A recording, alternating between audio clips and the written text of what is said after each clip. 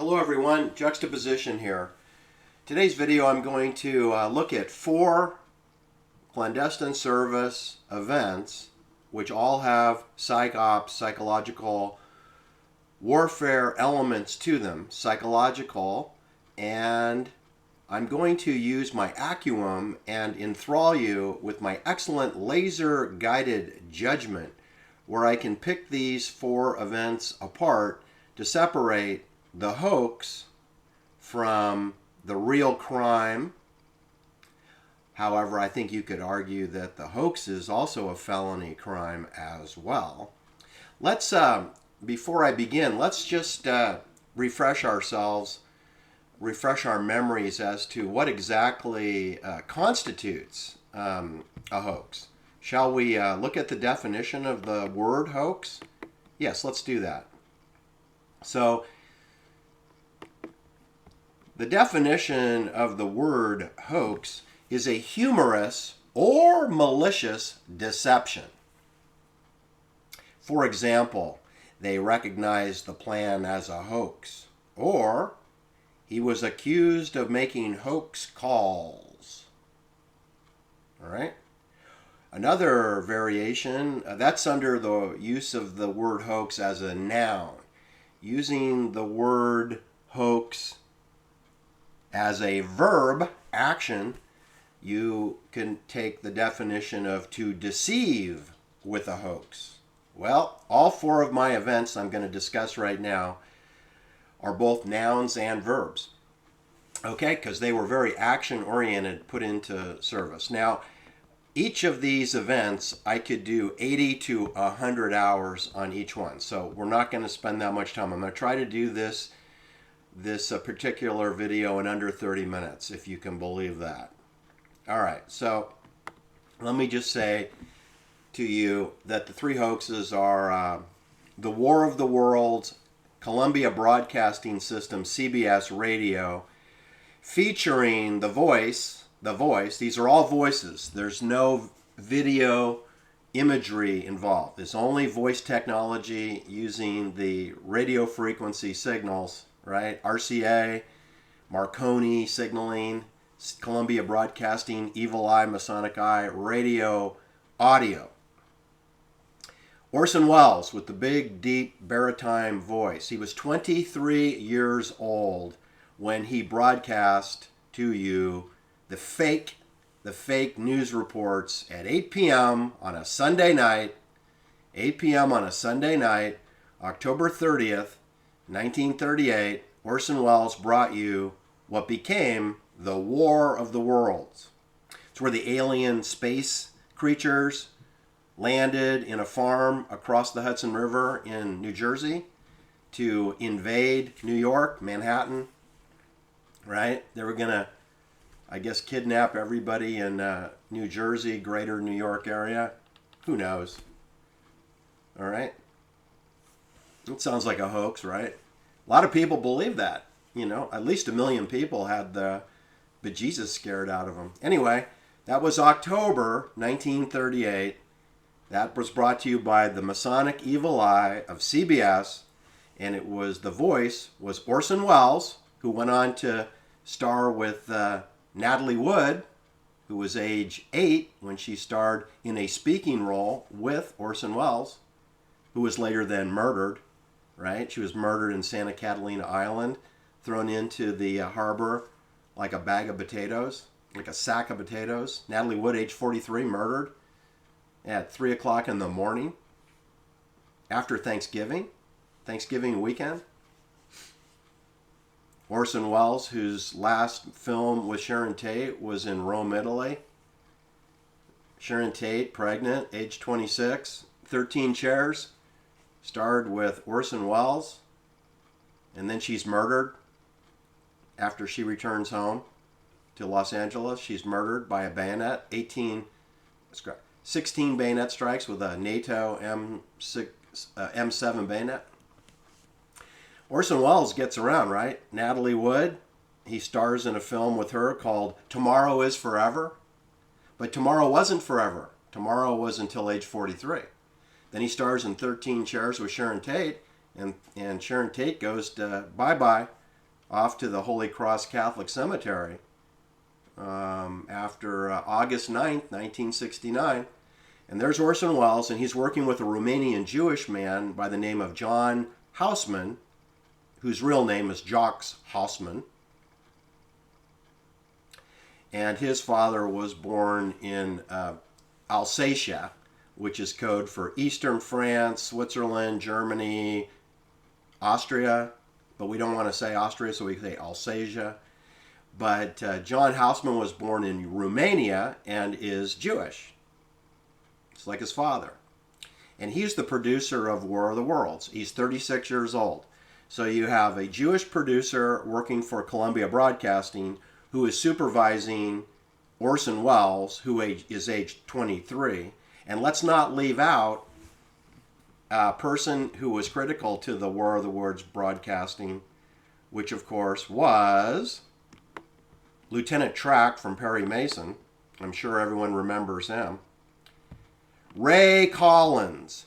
Ray Collins played Lieutenant Tragg, Tragg, for the Perry Mason series from 1957 until 1964.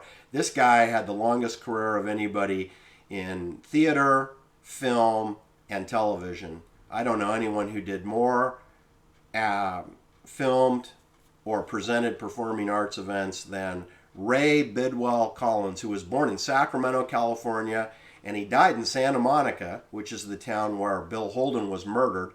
And Ray Bidwell, which is a famous name for California clandestine service if you don't know, Ray Bidwell Collins died on July 11th, 1965, right?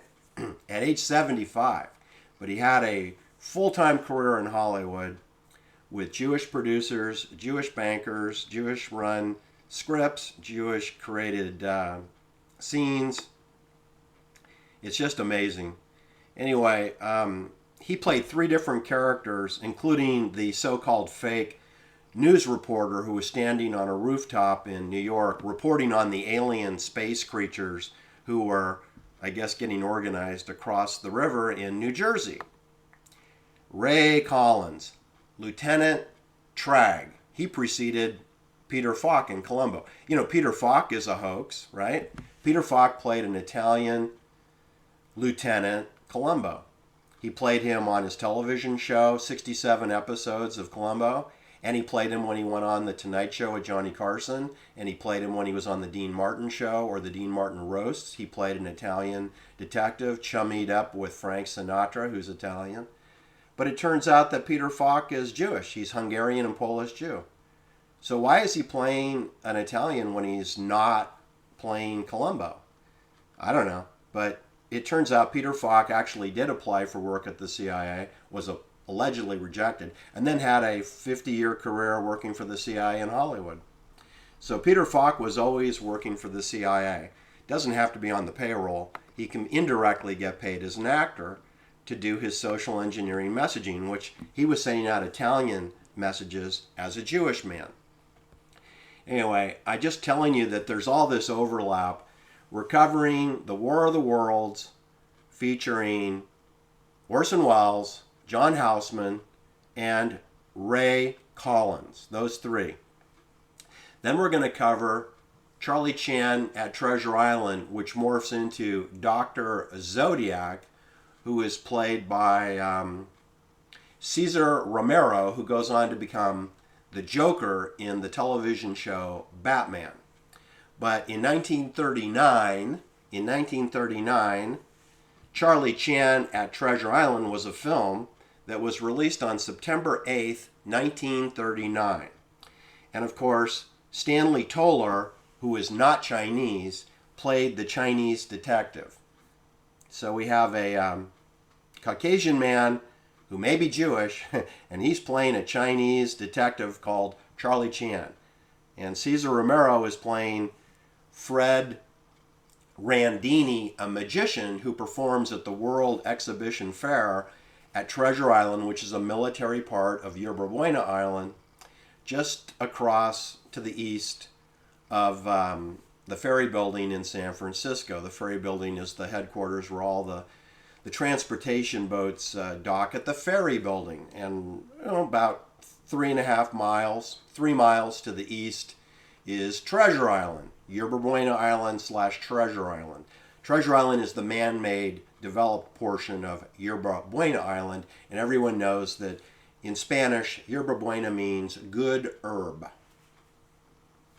All right, so we're going to do Charlie Chan at Treasure Island. Now, why am I calling that film into question? Well, because it morphs into the Zodiac Killer, who murdered 5 people and wounded 2 others, so let's say 7, from 1968 into 1969, before and after the Sharon Tate murders.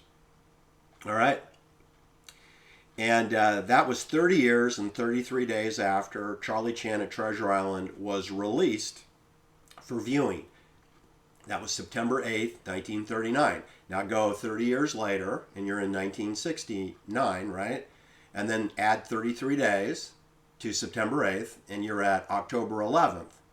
October 11th, 1969. What happened in San Francisco on October 11, 1969? Well, I'll tell you. Paul Stein, who I think's Jewish, age 29, Paul Stein, age 29, was shot in the head with a 9mm pistol, dead as a doornail. He was a cab driver for Yellow Cab Service.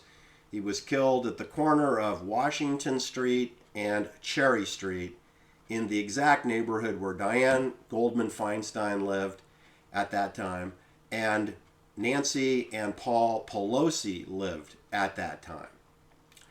Nancy and Paul Pelosi were age 29 when Paul Stein was murdered at age 29 on October 11th, 1969.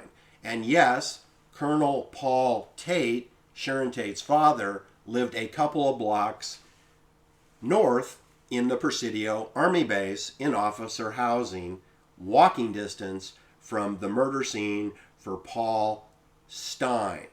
And the reason that that's relevant to my story is that Cesar Romero, who plays the magician by the name of Fred Randini, he also played a psychologist by the name of Dr. Zodiac, who preyed on wealthy women in San Francisco, which is code for Presidio Heights, Pacific Heights, which is where the murder of Paul Stein occurred 30 years and 33 days later. Do I think that's just a random coincidence? No, I don't. I think that was on the calendar to murder some cab driver on that date. Yeah, I do. I don't think that was an accident. I don't think they were going to do it on the 12th or the 10th of October. I think they were definitely going to do it on the 11th because it's 33 days after the release of Charlie Chan in Treasure Island, Charlie Chan at Treasure Island, okay,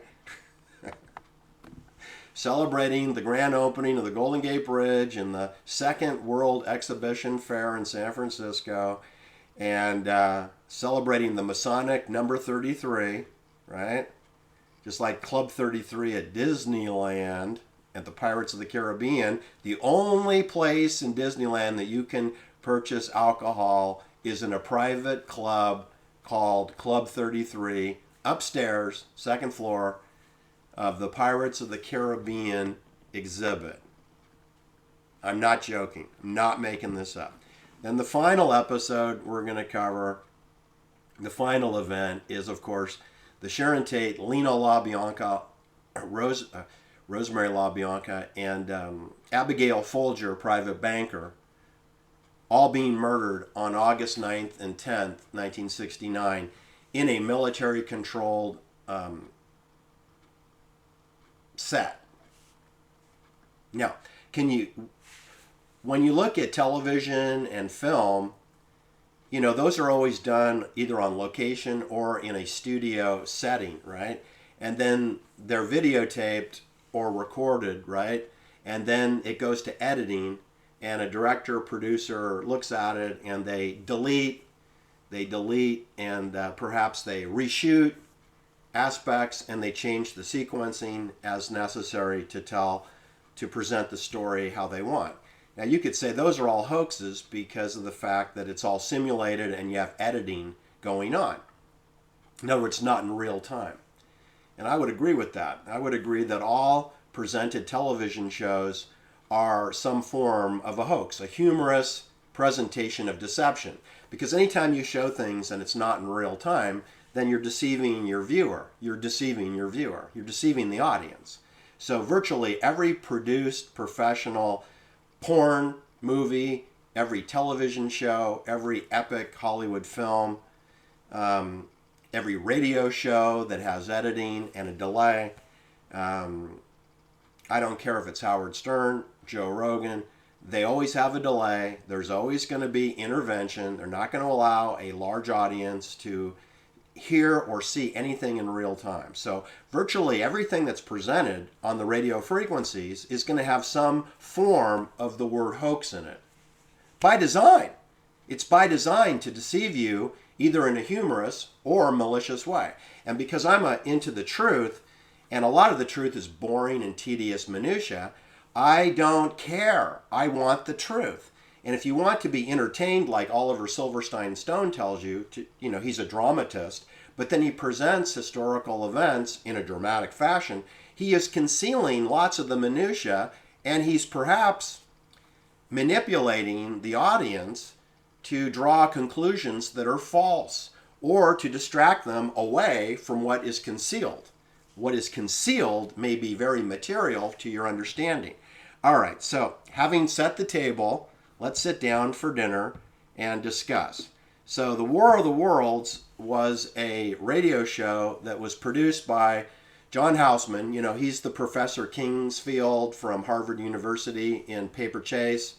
He played the CIA deputy director in the World Trade Center for 3 Days of the Condor, which I believe the book was 5 Days of the Condor, but they had to cut out 2 days to make the film fit the 90-minute format. It starred Robert Redford, the handsome Robert Redford, and of course the equally handsome Cliff Robertson, who had played John Kennedy, PT-109. He's a CIA agent manager who reports to the John Houseman. I forgot the name of the character. Anyway, they projected this story that they delivered the weather from the National Weather Service. There's no such thing as a National Weather Service. We have that today because they talk about Chinese balloons, but we've had hundreds of thousands of chemical attacks just in the last 90 days in the United States, all over America and Canada and New Zealand and Australia. And no mention of any chemtrails with military KC-10 extender planes dumping like they did today, like they do every day. In my neighborhood, I get 36 to 40 chemtrail attacks every 12 hours. Okay? And it screws up the weather. Today we have high gust winds, drops the temperature, obscures the sun, makes the sun blindingly glaring more than it used to be. And I don't know what else it's doing besides polluting the water and the animals. And if I breathe it, I guess it goes into my lungs. So that's not good to have aluminum parts inside my body. Anyway, what I'm trying to tell you is that the media weather services do not report chemtrails. None. They don't report contrails, chemtrails, sea spray. CIA confirmed Operation Sea Spray from 1950. That the United States military planes dumped toxic poison over San Francisco and 7 other cities during the 1950s. And that's never been reported on local television. And it's going on today, and it's not reported on television. And then I got John Houseman and Orson Welles are bringing me War of the Worlds, where the alien space creatures are landing in a farm in New Jersey. So anyway, a lot of people believe that because they believe television and they believe radio before television, and they actually packed their bags and tried to get the heck out of Manhattan, trying to flee because they didn't want to be kidnapped by the space aliens, right? And that was in 1938, October 30th, Sunday night between 8 p.m. and 9:30 p.m. The space aliens were setting up operations in New Jersey ready to attack Manhattan. Okay? Now that's a hoax. Now, you might think it's funny, or you may think it's not funny. You might think it's malicious, especially if someone had a heart attack or a stroke or some anxiety that they didn't need to have.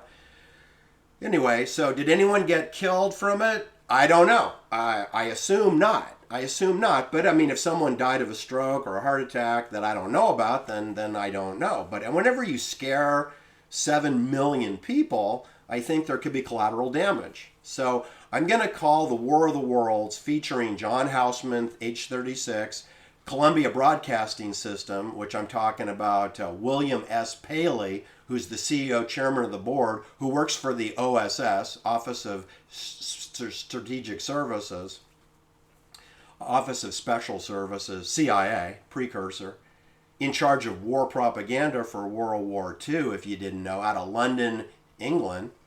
That hadn't happened yet. This is 1938, right? We hadn't had Pearl Harbor yet. That's coming. This is pre-Pearl Harbor. All right. Then, since we're on the subject of Pearl Harbor, you do know that Joseph Kennedy Sr., Wall Street banker, father for Joseph Kennedy and John Fitzgerald Kennedy and Robert Francis Kennedy, you know, he was a partner in RKO Radio Pictures out in Hollywood, where they get most of their actors from vaudeville, just like, you know, MGM did and Universal Studios. They all recruited their actors. That's where Jack Benny came from. That's where they all came from. Red Skelton, Milton Berle, Uncle Milty, mostly Jewish, and mostly from vaudeville, out to Hollywood to set up the film productions out of Burbank, Studio City area, Hollywood. So Joe Kennedy and RKO Radio Film, they purchased the Cielo Drive murder scene. And when I say murder scene, I also mean below the murder scene, all the properties on the perimeter. They built a duplicate Doppler Ganger twin home, just like the Sharon Tate house. They had an exact duplicate, 3,200 square feet, 150 feet below. They had a swimming pool, 150 feet below. They had a pool house, 150 feet below. So you got 2 pool houses, 2 swimming pools, 2 3,200, 3,300, 1-foot French provincial country-style houses with the high ceilings and the windows where it brings in natural light. So you could rehearse the bayonet killings in the Doppler Ganger home, and then when it's go time, just walk up the hill and conduct the actual murder. And after, there's going to be blood everywhere, right? So you could either jump in the swimming pool, or better, go down the hill and jump into that swimming pool, or go down the other ice plant on the Sunbrook Drive cul-de-sac side, where you have, I believe, 2 swimming pools in 4 different houses with approximately 9 showers. And you have 3 showers at the Doppler Ganger home. So that's 12 showers. And there were probably 12 soldiers with bayonets. So each soldier can have their own shower alone by themselves. They don't have to share the shower. Do you see? There's more than enough swimming pools. So you got 4 swimming pools. I got a dozen showers if you don't count the murder houses. I mean, they could have used the showers there. That's another 5. So now you have 17 showers. So you got 17 showers, I only need 12. That's a controlled scene. And for all you people out there that say that the Sharon Tate murder was a hoax and it never happened, well, you know, you're not correct about that. No, it really did happen. It really did happen. I admit that if you're going to have a hoax event, you would do it like at Cielo Drive, because it's a Hollywood set that was purchased by RKO Radio Pictures, which is a studio that produces film. So yes, I agree that is where they probably did lots of porn films there. But I mean, you wouldn't use Sharon Tate. Nobody knew who she was. And nobody knew who any of the other people were. They didn't know who Abigail Folger was. And then they duplicated the hoax 36 hours later over in Griffith Park across the street on Los Filos on Waverly Drive at 3301 Waverly Drive, where they murdered Rosemary LaBianca and Leno LaBianca, who stands 6 feet tall, 235 pounds, and he's a military policeman with 6 weapons in the house, his mother's house, not his house, his mother's house. He lived in the Walt Disney Mansion under the Hollywood sign, a mile away. under the Hollywood sign, off Los Feliz Boulevard, on Woking Way. 4053 Woking Way. Look it up. Don't believe me. Nobody knew who he was in Hollywood. Nobody knew who Leno LaBianca was. They knew him in the army. They knew him in Austria. They knew him in Berlin. They knew him in London, England. He was a military policeman who stayed over from 1945 into 1947 before he came back home to take over his father's grocery business, which was used as a money laundering facility for drug sales for the clandestine services, using motorcycle clubs, straight Satans, Satan slaves. That encompasses the porn area of San Fernando Valley, which requires drugs. That encompasses all of Beverly Hills, Bel Air, Laurel Canyon, right? They need a lot of drugs in Laurel Canyon, right? For the music industry. You think they don't use drugs in the entertainment business? Give me a break. West Hollywood, East Hollywood, straight Satans. Drug distribution. Up north, got the Hells Angels, Sonny Barger. You think they didn't distribute drugs in the San Francisco Bay Area? You bet they did. You bet. I know that for a fact. I met Sonny Barger personally. We didn't have anything to do with drugs. We did motorcycle riding when I was with him. Now, I'll never forget the conversation I had with him at the steam trains at Grizzly Peak on Grizzly Peak Boulevard, atop Oakland, Berkeley, right above University of California, Berkeley. Sonny Barger and I talked about Altamont Pass briefly, the Altamont free concert. I asked if he worked for free beer, $500 of free beer, and he looked at me and he said, "Do I look like I would work for free beer? Do you think anyone in the Hells Angels would work for free beer?" And I said, "No, I don't think so." And he goes, "Don't ever believe what you read in the papers." That's what Sonny Barger told me in like 1978. And he had just gotten out of Folsom Prison for a short, very short time. He was never incarcerated very long. He worked for the CIA. I didn't really understand that at the time, but and they put Timothy Leary in federal prison, and he works for the CIA. They put the Rolling Stones road manager Phil Kaufman. They put him in federal prison. He worked for the CIA. They had Charlie Manson living in mostly federal prison his whole life, and he worked for the CIA as a scapegoat icon, not a murderer. If they want to murder somebody, they hire soldiers, okay? They hire trained professionals with weapons, okay? And they provide them with showers to clean up afterward. All right, so what I'm trying to tell you is those are the four events. Okay, the first one was War of the Worlds with Orson Welles and Lieutenant Tragg from Perry Mason, and John Houseman, the Jewish Romanian producer for CBS. And that was a hoax where overtly it does not appear anybody died. So it was 99% hoax. The second event, Charlie Chan in Treasure Island, Charlie Chan at Treasure Island, that was a film that came out on September 8th, 1939, almost a year after War of the Worlds radio broadcast psychops, right? When we were kids, I didn't even know what a psychops was, but we used to use diversion techniques when we played war games. Across the street from where I live, we had this big undeveloped city park, and I built tunnels, and we used Ponzi sticks, where my friends actually had a thorn go through their Converse tennis shoe and have to go to the hospital because of my mines that I placed on walking trails, because we were serious about our war games. We called it the Korean Trail. That was before I knew anything about the My Lai Massacre. That hadn't been reported in the news media yet. All right, My Lai Massacre has a huge hoax element to it, and it has a real element where you have 504 markers of women and children and pregnant women and older men that were apparently killed in Vietnam. And they have set up 504 gravestone markers. So if it's a hoax, it's a hell of a hoax. It's pretty elaborate.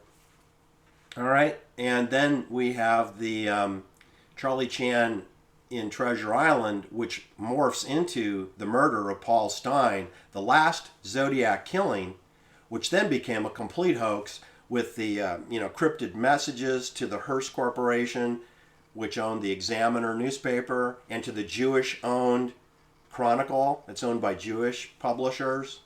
You didn't know. The, what's it called? The DeYoung family is Jewish. And Patty Hearst's family is, I don't know, Irish Catholic. Kind of like the Joe Kennedy family, right? So we have Jesuits and Jews, and they own the newspapers and the radio and the film, and it's all kind of mixed up, right? Just like these hoax operations are. But I can assure you, all the Zodiac cipher codes, that was all just a colossal waste of your time. It had nothing to do with the murders. There were, 4 different events. I believe they had different people doing the killing. I have an inkling that Arthur Lee Allen was involved, and that Don Chaney was involved in the Vallejo situation and probably Lake Berryessa, but had nothing to do with the Presidio Army Base murder of Paul Stein in Nancy and Paul Pelosi's neighborhood and Diane Goldman Feinstein's neighborhood. I think that was a United States Army intelligence soldier who used the 9mm to lights out for Paul Stein, who I believe was a Jewish scapegoat, used as part of the psychops of the Zodiac. But you see, I'm saying is that the Zodiac killings are not nearly as scary as the My Lai massacre or as the World Trade Center bombing explosions. That's killing a lot more people, including Pearl Harbor, which is like 2,400 people killed, and 9/11 is maybe 2,900 people killed, and Zodiac is 5 people killed, and the Sharon Tate, Abigail, Folger, Leno, LaBianca is only 7 people killed. So, how does that compare? Son of Sam is only, I think, 7 people killed and 13 people shot. That's pretty unprofessional to leave 6 people alive. And in Zodiac, you left 2 men alive. 2 potential witnesses were left alive. That's not professional. That's not really professional. Yeah, professional, you don't leave people alive unless you do it on purpose deliberately, like they did at the Sharon Tate murder. They left 3 dogs and William Garrickson, a bisexual man living in the pool house. They left him unharmed alive. Deliberately on purpose. Now that's super professional. Okay? And don't forget, we got 2 doggies over at Leno LaBianca's house, and they were put outside the house, but they weren't murdered. Believe me, if you can kill 2 adults, you can kill 2 doggies. Okay? For sure. Especially when you control the perimeter. The perimeter is totally controlled over at Leno LaBianca's house on all sides. All sides. Across the street, adjacent, both sides. And if you tried to escape down the hillside in the back, which nobody attempted to do, that's a cul-de-sac back there, and I know they got that sealed off too. So nobody's going anywhere. When NATO builds a perimeter, okay, you're dead. You're dead. And that's what the 5G grid is. It's a perimeter that they're building while we're listening to me pontificate about these 3-4 events. So anyway, what I'm telling you is that the first one, War of the Worlds, in theory, it was completely a psychops, psychological only. In the second one, Charlie Chan at Treasure Island, it was a telegraph message that took 30 years and 33 days until Paul Stein actually got his head blown off in a taxi cab in Presidio Heights, 2.5 blocks from the Army base, United States Presidio, where Sharon Tate's father was living at the time. This is 2 months after his daughter had been bayoneted to death. Okay, so you have, that's real, but it started out as a hoax film with Cesar Romero and Sidney Toler as a hoax. It's a hoax Hollywood film. Then it's real, and then the next 50 years is a hoax cover story about cipher codes and where's the Zodiac, how come we can't catch him, right? 50s, they haven't caught anyone. No arrests have ever been made in the Zodiac murders of 5 mostly teenage girls, right? Then the next one is My Lai Massacre, where 504 people were really killed. Then we have 50 years of psychops that William Calley did it. 5'3", a junior second lieutenant of 45 days, been in country, less than 6 months in Vietnam, zero experience, did a couple search and destroy missions, clueless. And there are 8 other officers present, including Captain Medina, who at the trial, there were numerous witnesses who saw him shoot a woman in the face with an M16 rifle while she was being guarded by 2 Army soldiers. So, why is he shooting this woman? She's completely unarmed. She has a soldier on each side of her, and he comes up to her and shoots her in the face. And F. Lee Bailey said that he thought she was going to pull a hand grenade. But she's being guarded by 2 Army men who had already searched her and pulled her out of a ditch. That was their testimony. They pulled her out of a ditch, she's unarmed, and then Captain Medina shot her in the face. And he's the senior officer at My Lai. And there it is. And he's acquitted. He's acquitted. And then they blame all the murders on William Kelly, even though they realize one person cannot murder 504 people in 2.5 hours. It's impossible. You would need lots of reloading. It's like Rambo. How does Rambo go into the field with all of his reloading ammo?